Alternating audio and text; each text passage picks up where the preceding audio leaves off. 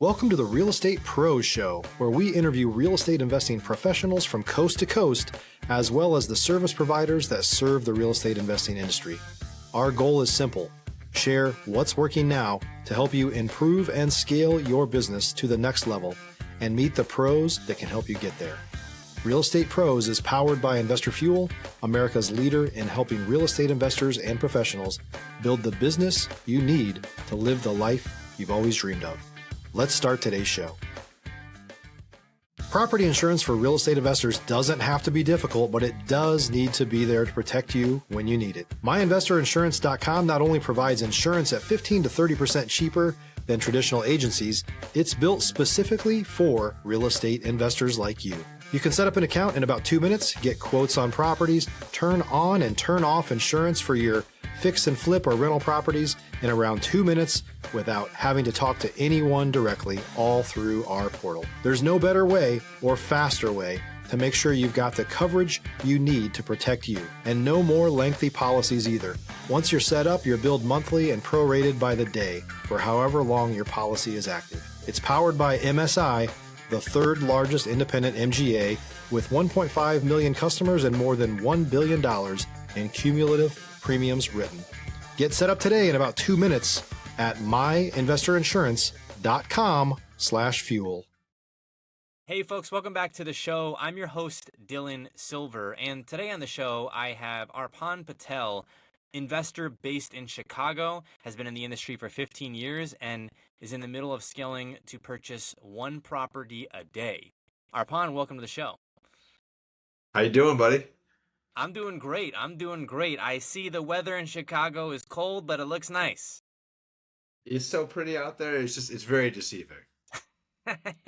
I'm out here in DFW in Texas, and so I moved up here from San Antonio last year. We had such a cold winter. I couldn't believe that two parts of the same state could be this bipolar. San Antonio, I'm sure it was not that cold, and then I get up to DFW, and there's tornadoes. Like, I had a tornado touch the ground and almost destroy my car. It was chaos up here. Wow. I mean, Tornado Alley is real. Tornado Alley is real. But I digress. Let's talk about your real estate journey here. How did you get into the real estate space? Yeah, I got in '09, so I have a couple engineering degrees and couldn't find a job. Got flown all over the country on sites and just hiring freezes everywhere. So I came home. My best friend from grade school had done, I think, 2 flips in a rental or 2 rentals in a flip, one of the two. And he goes, "Bro, what are you gonna do?" And I was like, I don't know. What'd you do?" He's like, "Oh, I did a few deals." And I was like, "Wait, you did some deals?" He's like, "Yeah." And I was like, No. Like, you did it?" He's like, "Yeah." And I was like, "Well, if you could do it, I could do it." That's what I told him. He's like, "Okay, that's mean." And I was like, "Man, whatever. Like, you want a partner?" He's like, "Okay." So we did that. And then from there, it was, lost 50 grand first deal. Took 2.5 years in construction. Sued the city twice. Second deal took a year and a half in construction. Lost 20 grand. And just, from there, scratched the third. He went more the realtor route. I went more the investor route. And then from there, we were off. Very cool, man. So were you investing in Chicago at that point in time? Was that the area? Yeah, the Chicagoland area, so the suburbs and stuff, yeah. I can imagine not the easiest place to be a real estate flipper. It's hard for guys who flip, let's say all across America, to break into Chicago. It's just Yeah. a different animal here. You have to know so much more local knowledge than I think in most other places. I would agree. And it's not easy in Texas right now either. It was to a point where years ago you could pretty much buy things for what they were going for on the MLS, rent them out, or short-term rental it out, and you would be great because of the way rates were. Now you can buy things at 70% of the market value and try to do a flip. You get off in your rehab estimate, or you buy it wrong and you're screwed. So it's definitely an interesting time to be an investor anywhere. Oh, that's nuts. You can't buy things at 70% ARV and expect to make any money. Yeah. What are your deal numbers looking like out there? Yeah, we buy about 50% ARV, right around there. And I then think a we lot of rehab people who them. are listening to this are going to be like 50%. That's phenomenal. How are you doing that? Honestly, like, so we buy a lot of deals on market, honestly. Like, we just know how to scour it in our local area, right? But yeah, there's wholesalers, a whole network. I run 7 events here locally a month, right? So just meeting people as well. And, but overall, like, the market's still good for burrs. Burrs still work here. Um, Short terms work here. Every strategy you want works here. Like midterms, like we have an Airbnb, this crazy hyper creative deal where I don't even own the property and I have right of first refusal. Like this nuts. Anything you want to do can work here. It just won't work everywhere here. Yeah. Yeah, I mean that's true. I would say for sure parts of Texas are like that. Like for instance, I had a wholesale deal in San Antonio. I've told this story before where this deal would have changed my life. I'd been about a year and a half into, no less than that, a year into my wholesale journey at that point in time. Had left the car business to go pursue real estate. Had this assignable contract in an area just south of San Antonio. It was a mobile home and land, and I had buyers. I had a $30,000 spread in there, and then the deal couldn't end up coming to fruition because I didn't understand how note buyers worked, and I didn't understand that traditional lenders aren't going to lend on a mobile home and land.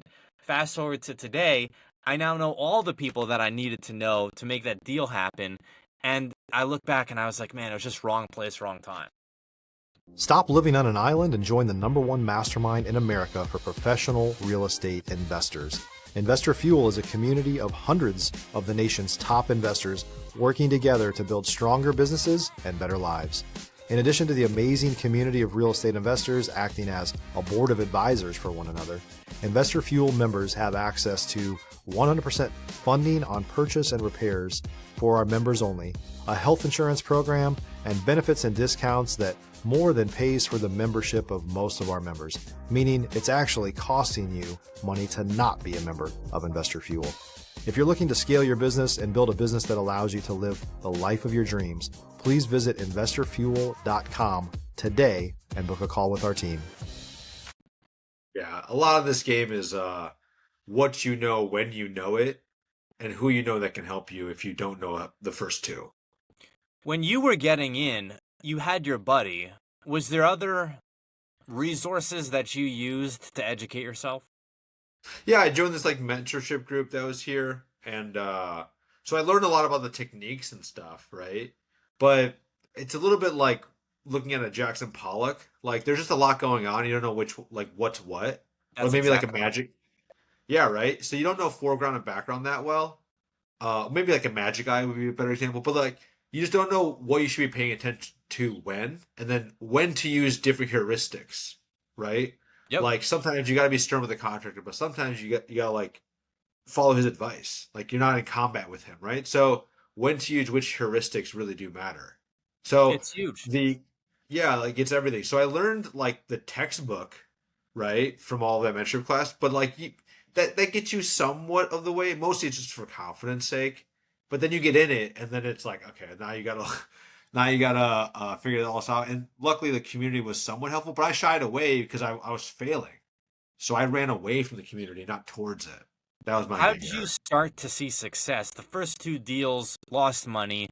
Next deal broke even. What was the difference makers for you? Was it just underwriting? Um, One was a lot of fear, like right. So I could underwrite the deal, but if you couldn't execute it, it didn't matter what your numbers were, right? Because you couldn't execute. So a lot of it was execution. So my next partner that I had was a lot about execution, but that guy like ghosted me and left me with 2 million in debt, 13 projects in construction, and so like I just had to put my yeah, I had to put my pants on and like get to work for 4 years, to kind of dig out of that. I didn't file bankruptcy or anything, but like, bro, it was rough, you know? And so, yeah, so execution was kind of my biggest thing. So I looked for that in my next partner and I thought I had it. We were going pretty well for a while until it didn't go? I do know. I sometimes think that it's very easy to outgrow your partners. And I get the sense in talking with you that that was something that happened in these situations. I've seen it so many times where just the level of ambition that someone has can sometimes rub someone else the wrong way. And then also, too, where someone just has a different methodology. One person might be really, hey, we have to do things in a way that is trackable. Like we have to be able to understand our KPIs. Another person might just be like, no, we're just going to do it. We're just going to do it. And the one person who's like the just do it guy is like, you're moving too slowly. And the person who's like, let's track it is like, we don't even know what we're doing. We could do 100 things, but we're just throwing paint at a wall. And like no one's wrong, right? Like part of the other issue is that if you're not around the kind of people who have kind of made it to the level you're trying to hit, you don't know if what you're doing is actually helping you get there. Like we're all really afraid of like wasted moves. Right now, efficiency is on everyone's mind. Like how do I not waste time? How do I not waste whatever? To some degree that's useful, right? And that I think that stops more people than it helps. But overall, like there is this kind of anxiety, like, oh, if we don't track, we're not gonna know. Or like if we don't do, then we're not gonna get somewhere. Like everyone's just trying to play the strategy that they think is best, but no one knows unless someone's been there and has kind of told you, yo, that strategy first, that strategy second. Like we all know the basic steps, right? We don't know what order to put them in and what to like emphasize when. That's more of what people are missing nowadays. You can chat GPT how to flip a house, right? But what to do when. And that seems to be what's lacking right now. Yeah, I couldn't agree any more. The invaluable nature of having someone who's done it alongside you cannot be understated. And so what makes real estate unique, specifically as I reflect to how I got in, was that with everything else, specifically coming from a family and a background where this is like, there's no real estate happening. Like people have one home maybe, and then also two, they've been in the same job for forever and they're not trying to be entrepreneurs in any light, probably even view it negatively. So my perception was that I had to learn a whole bunch of stuff, which there's some truth to that. I did. But more so than doing that, I had to learn how to fanatically network and how to get in the rooms with these people, and then how to be comfortable enough to then find the information that I didn't know that I needed, right? So oftentimes I'll walk into these rooms now and I'll leave with a totally different result or a totally different thought than I had gone in even in search of, and now I'm acting on that. If you're looking for consistent, high-quality leads, look no further than Investor Machine. Investor Machine isn't just another agency. It's the most sophisticated, data-driven lead generation company on the planet for real estate investors, and serves the role of being not just a lead generator for your business, but a marketing partner that is helping you achieve your goals along the way. Go to investormachine.com to learn more and schedule a call with our team today.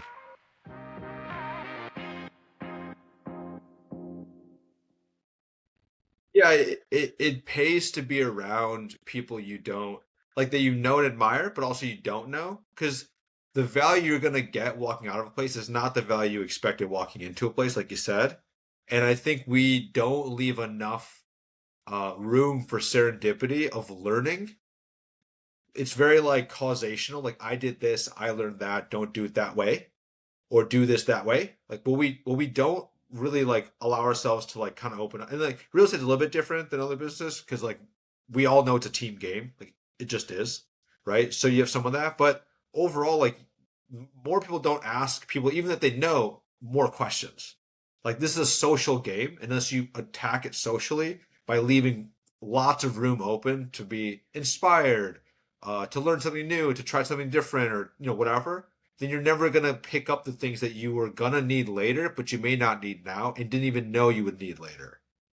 Yeah, I couldn't have said that any better. When I think about the things that have been huge leaps um, in my progression, I think about things like certain tools that I never would have come across if I hadn't made a connection. I think about walking into someone's office, asking them for actually a job in the real estate space, them telling me that they weren't hiring, for then me seeing them at a foreclosure auction months later and me being like, I know that guy from where, right? Yeah.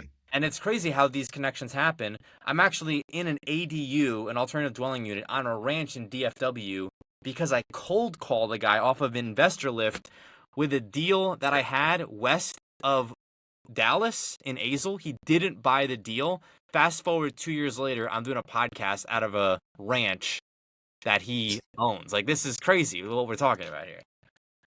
Yeah, the best part of this job, I think, is the social aspect, and I think people don't treat this game like if you're more social, you get more out of it. Like social media is social, talk to people, right? If they follow you, whatever, like DM them, right?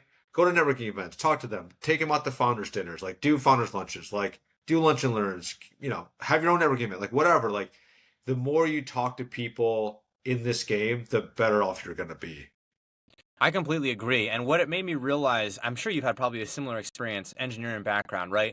Is that when people are in a job, most of the time, doing all this networking may not feel like it's going to benefit them. But then when you get to the higher levels of an organization, that's when you start to see that all of this is kind of similar. Like if you wanted to scale within a company and it's a big company, how do you do that? By doing a lot of this. If you get to the heights of a company and you're like, well, what do I do to increase, our profits or to increase our bottom line, to increase efficiency? It's a lot of this same thing. So with real estate entrepreneurs, it's almost like you gave yourself a promotion and a lot of risk, and then at the same time, because you're having to jump now, you're having to be the front guy, but you're also having to be the one that does the high level stuff, and you're having to do it from day one.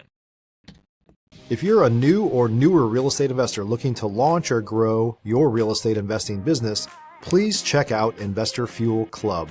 It's a coaching community, but unlike anything you've ever seen before. And you can actually partner with members of our mastermind from coast to coast on deals right in your market. There's no better opportunity to build a consistent business than to literally partner with pros to help you avoid costly mistakes, avoid the need for capital to do deals, and help you eliminate your fears as you're starting your business. Learn more about Investor Fuel Club at investorfuel.com/club. Yeah, like it's funny the amount of times I meet corporate attorneys who are responsible for bringing in their own book of business was mind-boggling to me. Like I sponsored one of my friends like award ceremony last year, and I was talking to some of the people who also won awards alongside her, and they're all like becoming like like junior partners, like they're on that track, right? And they're like, yeah, I did pro bono work in the beginning because that's what the company gave me. And then, I just had to figure out clients. And I was like, you're an attorney. What do you mean you figured out clients? And they go, yeah, it's our responsibility to go track down more business. And I was like, that's a thing lawyers have to do? Like, not salespeople, lawyers? And they're like, yeah, there's an expectation. Like, they have a quota, essentially, this many billable hours per year. And it's insane. Like year 3, year 4, it's insane. Like, oh, okay. Like, I guess we're all in sales. If the lawyer has to sell their own, you know what I'm saying? Like, they're not even a partner. There's like the hope to be a partner. Yeah. They gotta sell. Like it's everyone's in sales. No one thinks about it that way. Like people kind of think about it in dating. They go, I gotta sell myself when I'm dating.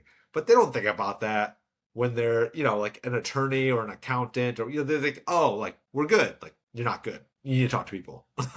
And my perspective on that is the same way. Like you have to be looking at it from the perspective of sales, networking. And here's why.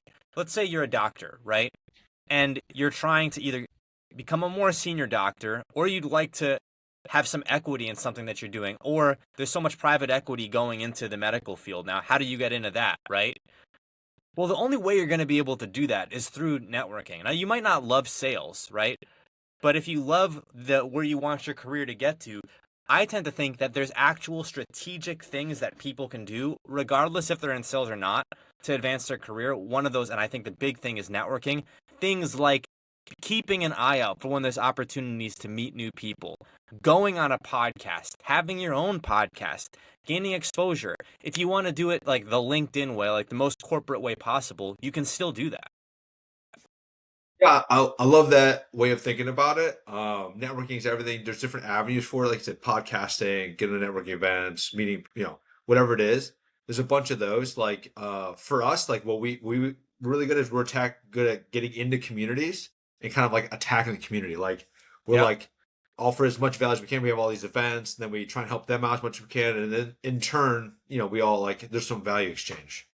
That's the critical thing. This podcast is sponsored by an Investor Fuel Mastermind. We just had a 3-day event this Monday through Wednesday, and it was my first event being there, and seeing these rooms and seeing the takeaways from it. Just like you said, there's speakers, but the real takeaways are from the people exchanging information and chopping it up and providing value to the room and vice versa. Yeah, it's everything. We're in a team sport, whether you like it or not, whether you think so or not. It doesn't matter what industry you're in or what job you have. You're in a team sport. Pivoting a bit here, let's talk about the Chicago real estate market versus other markets. Have you invested elsewhere, or are you really focused on Chicago? No, I'm in Chicago. That's what we do. Maybe one day we will, but there's so much opportunity here. We just play here. And so for folks who are in Chicago thinking about being real estate entrepreneurs, is there any generic advice that you would give people without giving away all the gold? I can give away all the gold. I don't care. Like, I would say, if you have a couple of bucks, what I would do is pay to be in some sort of community. Like, be on the inside paywall of a community. Because I think that we have a whole way of like doing that, but you're around people who, one, are behind a paywall, so they also take it seriously. And two, they're learning the same stuff you do. And it's actually a lot easier to raise money inside of those groups because the lenders know that you learned what they learned. So there's not a knowledge issue as much, right?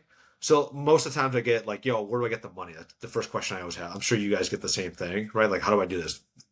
I don't have any money, right? So if you have a couple of bucks, get inside a community. If you don't have a couple of bucks, then just get around more people that do it seriously. Like, and there's a ton of meetup groups. I run a bunch. There's private groups. There's like open to everybody groups. There's like $50 free. We run a bunch of free ones, but $50 free, whatever. Just get around people that are serious and that are doing it, and then you will just naturally draft into it. Yeah, I completely agree. I call it progression through osmosis. Like, you don't really know what you're doing correct, but then all of a sudden you're like, whoa, I'm better now. Like, what was I doing differently? And it's like small things. I genuinely believe, I have no scientific evidence to back this up, but I genuinely believe that by living alongside people that are doing what you're doing, even if they're not talking to you. Like, I've had guests who be like, my father was a contractor. He never taught me anything about the business, so it's not like I learned from him. I've not said this to them, but I've been like, buddy, you learned a bunch from him just by being around him. Yeah, it's wild. Like you said, by osmosis, that's a great way of putting that. The amount of things that people just pick up, just being around other people that do it, and like their habits, like you just find yourself one day and you go, oh, I started doing this at some point. Like, Yeah. Yeah, one of the big things actually for me for this podcast, and I get the sense that there's so many Americans who are doing this, probably people around the world who are doing this, is now I live off of my Zoom calls, Google Calendar, but it's like the only way that I know what's happening in my life that day. Like, if I do not have it in my Google Calendar, there's no like perception in my mind that this is happening at all. Like, it's not even a fringe thought. And before I was doing this podcast, I would have like a daily written calendar, but now I'm like changing stuff so much and there's all this moving components that I can't have a daily written calendar. So if it's not on my Google Calendar, like, it doesn't exist. It's not even a figment anywhere in my imagination. oh, dude, like I have an assistant, right? And if it's not on the calendar and she's approved of it, like it doesn't even go on my calendar if I want to put it there. I ask her if we have the time for me to do something that I want to do. Like she owns my time. Like that's her job, right? And so if she doesn't approve of what goes in for this, that, or reason, then it just doesn't get on the calendar. I might have So, to do that. Was it, dude, how long have you had an assistant? a few months. Yeah, a few months. Has it been like a game changer for you? Dude, I can't even tell you. Have you read Buy Back Your Time from Martell? No, I'm gonna. Dude, I'm telling you, it's changed everything about what I do. Like, Mike, she owns my calendar. She doesn't know my email yet because we're working on stuff, like we're phasing her in, but she's gonna own my email soon, and she'll start learning how to send emails like me.